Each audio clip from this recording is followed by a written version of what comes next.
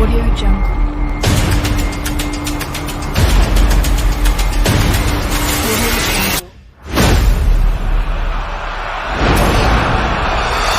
Audio Jungle.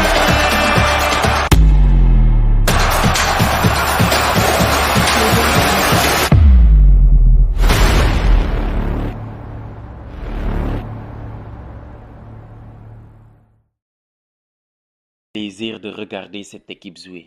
Quel plaisir, franchement.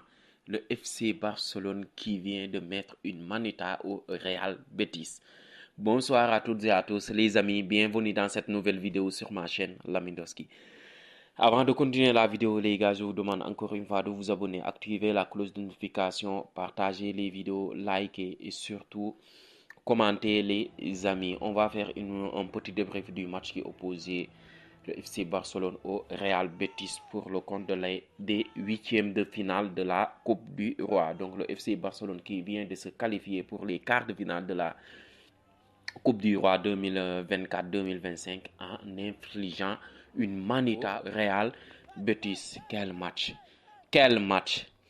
Quel plaisir de regarder cette équipe jouer. Franchement, aujourd'hui, on s'est régalé. Donc, au niveau de composition de départ, Hansi Flick a fait une petite rotation en mettant Iñaki Peña en défense centrale. Il y a Gérard Marty qui a remplacé Balde.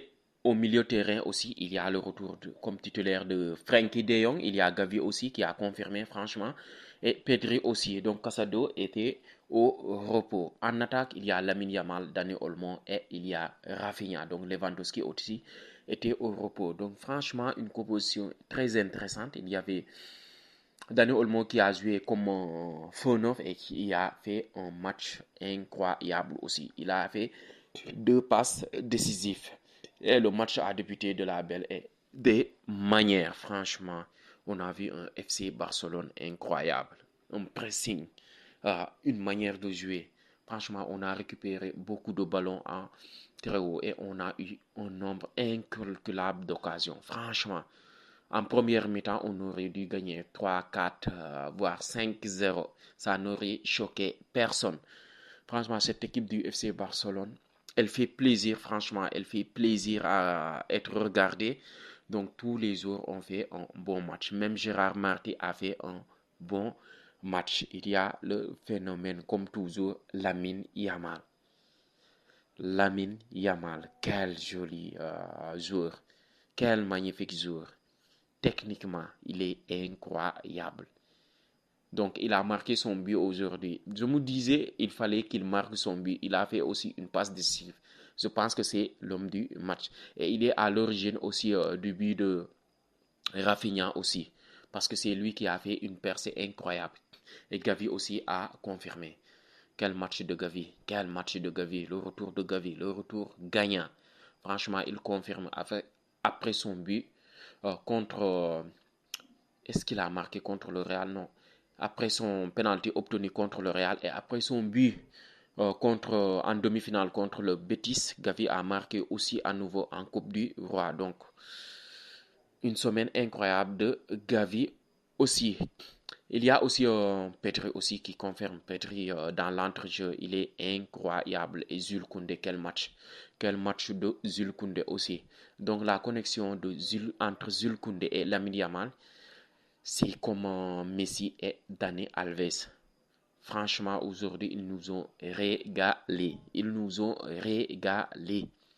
Dommage qu'on a pris ce but, que Jules Koundé ait fait ce penalty, mais dans l'ensemble, le FC Barcelone a dominé. Le FC Barcelone a écrasé cette équipe de Betis.